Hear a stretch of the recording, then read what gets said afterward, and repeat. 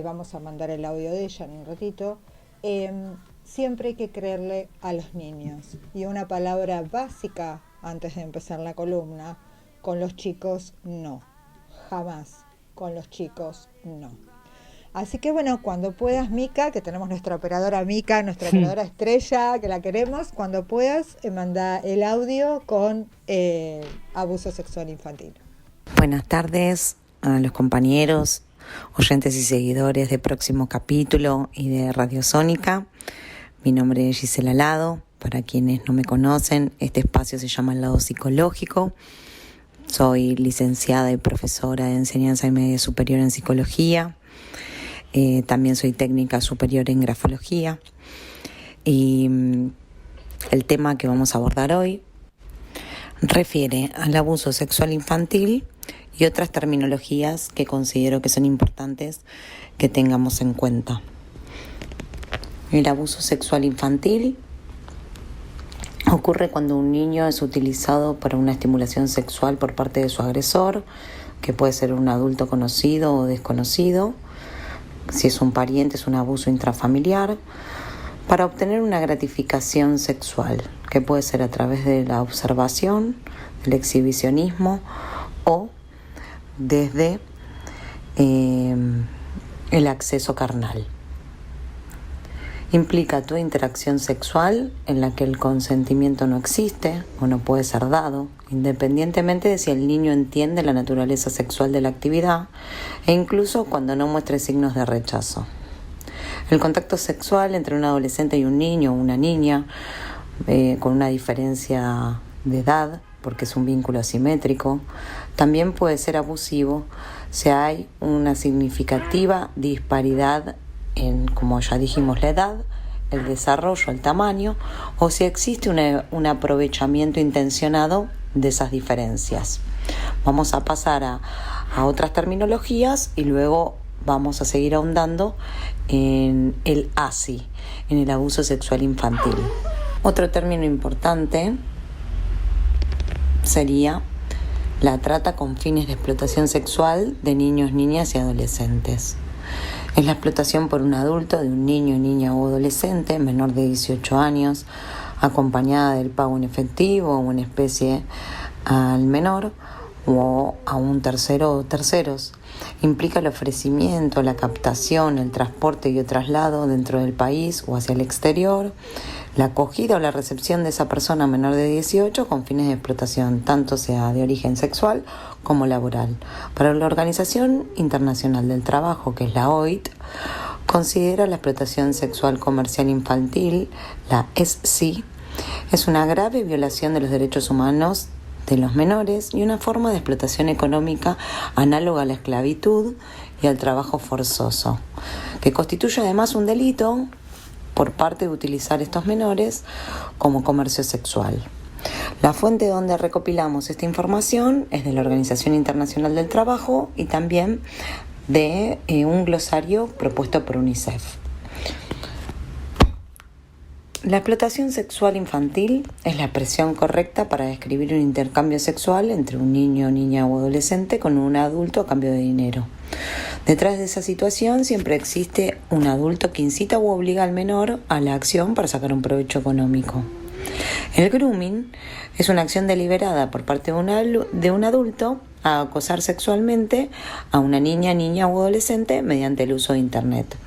Y la pornografía infantil incluye las actividades de producción, distribución, divulgación por cualquier medio, importación, exportación, oferta o venta, y posesión de material en el que se utilice una persona menor de 18 años o la imagen de esta en alguna actividad sexual explícita o en algún desnudo, real o simulado, o la representación de sus partes genitales con fines primordialmente sexuales o eróticos. Recordamos que la fuente donde fue extraído este material es de UNICEF. Bueno, y para adentrarnos un poco más en el tema, vamos a darle lugar a la legislatura, al marco regulatorio. Tenemos la Convención sobre los Derechos del Niño, sancionada en 1990, en donde los artículos que hablan específicamente de abuso sexual, trata y explotación comercial son los 19, 34, 35 y 36. La Ley Nacional de Protección Integral de los Derechos de Niñas, Niñas y Adolescentes, que es la 26061, es la que le da el marco local a esta convención que estamos hablando, y se sancionó en el año 2005. Tenemos la 26485, que es la protección integral de las mujeres, que ya la hemos visto cuando hablamos de violencia de género, que se enlaza a esta 26061.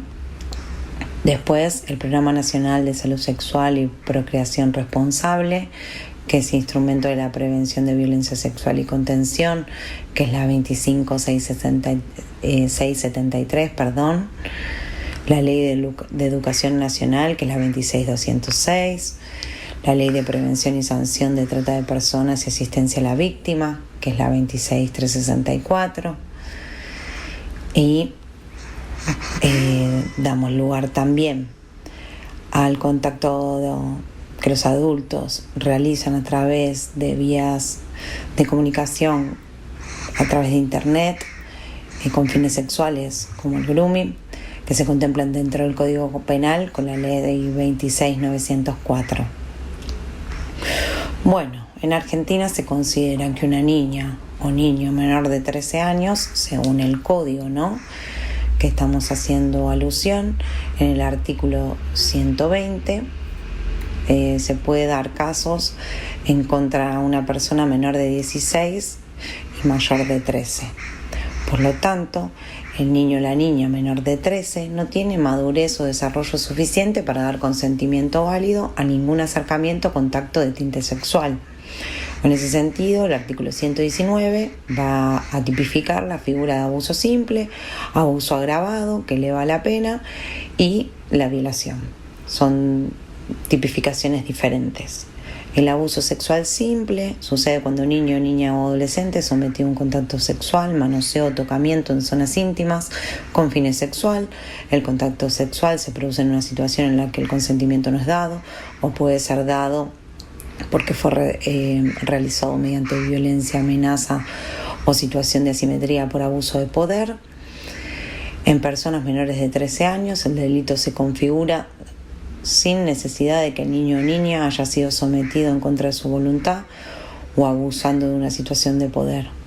Abuso sexual gravemente ultrajante es otra categoría. El niño, la niña o el adolescente sometido a una situación de abuso sexual que se reitera en el tiempo o que por circunstancias específicas, el tiempo, el modo, el lugar, el medio empleado, entre otros factores especialmente humillantes o denigrantes para la víctima, resulta especialmente grave. Son ejemplos de estos casos: abusos o actos sexuales realizados en público, ante la propia familia, con el empleo de objetos o instrumentos mecánicos. Y tenemos el abuso sexual agravado por el acceso carnal, cuando se produce un abuso sexual con penetración, por cualquier sea la vía, anal, vaginal o bucal. Estos tres tipos de abuso sexual pueden verse agravados a su vez por situaciones de circunstancias como la A, cuando se produce un grave daño a la salud física o mental de la víctima; la B, cuando el hecho fuera cometido por padre, madre, padrastro, madrastra, abuelo, hermano, tutor, curador, ministro de algún culto, encargado de educación o de guarda. C, cuando el agresor tuviera conocimiento de que es portador de alguna enfermedad de transmisión sexual y hubiera existido peligro de contagio, como por ejemplo HIV sin utilización de preservativo. La D, cuando el abuso fuera cometido por dos o más personas con armas. La E, si el hecho fue cometido por personas pertenecientes a fuerzas policiales o de seguridad, funcionarios públicos. La F, cuando el abuso fuera cometido contra un niño, niña o adolescente, aprovechando la situación de convivencia preexistente.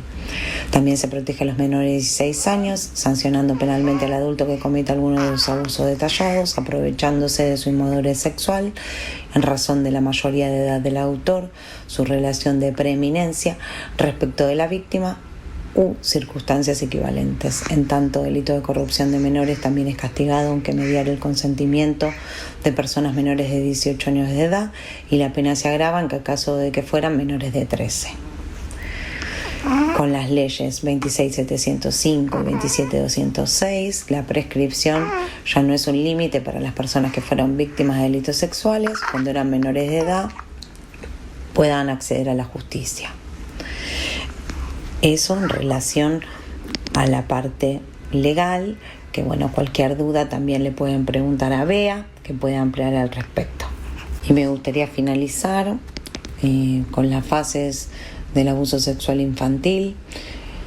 Me parece importante conocer cuáles son estas formas de avance, porque es un proceso, el acercamiento que hace el abusador sobre la víctima, en este caso niña o adolescente, porque si no sería un abordaje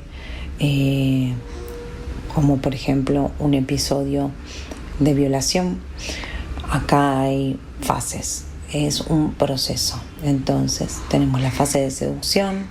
El futuro abusador manipula la dependencia y confianza del menor, prepara el terreno para el momento del abuso, y en esta etapa es donde se incita la participación por medio de regalos, de juegos, de promesas.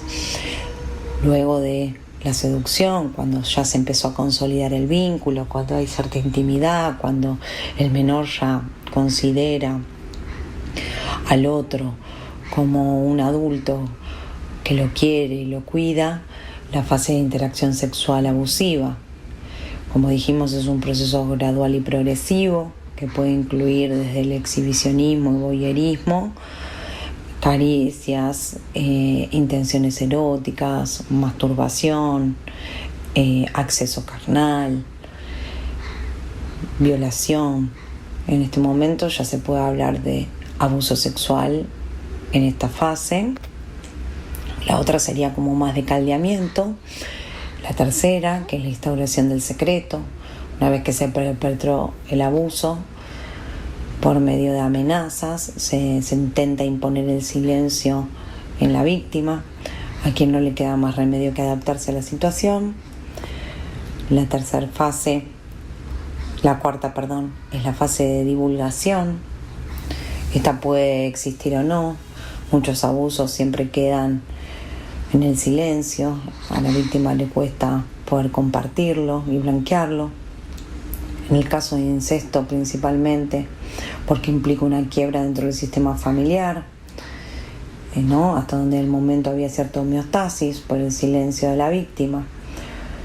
Bueno, esta divulgación, este poder blanquear, puede ser accidental o premeditado, a causa del dolor causado por estos niños o niñas, o cuando llega a la adolescencia, recobra más intensidad por darle connotación sexual a los eventos quizá antes asexuados, y es ahí donde se permite romper el silencio. Y la última fase es la represiva, después de haber brindado la información, en el caso de que sea intrafamiliar. Se trata de buscar este reequilibrio para mantener la cohesión familiar, y hay veces que el denunciante, o sea la víctima, niega lo que ha dicho, trata de restarle importancia o de justificar el abuso. Es un intento de querer seguir como si nada hubiese acontecido. Es muy importante que si nosotros conocemos o suponemos y sospechamos sobre cierta situación de abuso, hagamos la denuncia correspondiente. Está la línea 102 de niños y adolescentes, que de manera gratuita tiene un asesoramiento y un acompañamiento por parte de profesionales intervinientes.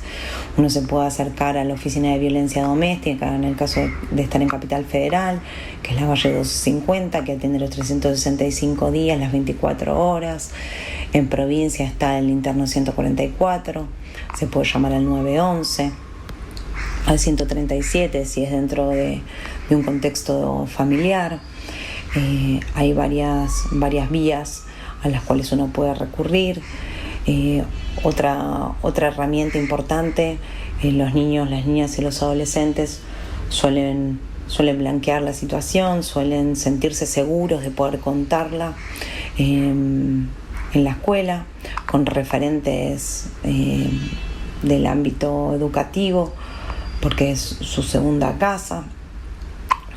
Así que hay que tener comunicación con la escuela, si se sospecha de algo, abrir los canales de comunicación con los diferentes espacios de los menores, y cualquier duda, cualquier consulta que requieran de mí, se pueden contactar al más 54911 4420 9524, o por Instagram o la fanpage de Facebook, que es @psicóloga Gisela Lado, o tienen todos estos datos en www.psicologagiselalado.com.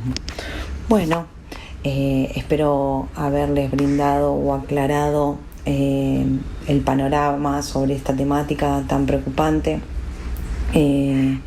Tratemos de promocionar y de prevenir. Lo que siempre digo es que podemos acompañar, podemos tratar, pero lo más importante es resguardar la vulnerabilidad de los niños y cuidarlos, que esa es nuestra tarea primaria. Bueno, les mando un beso grande, que tengan una buena tarde, una linda semana. Nos vemos el primer martes de mayo.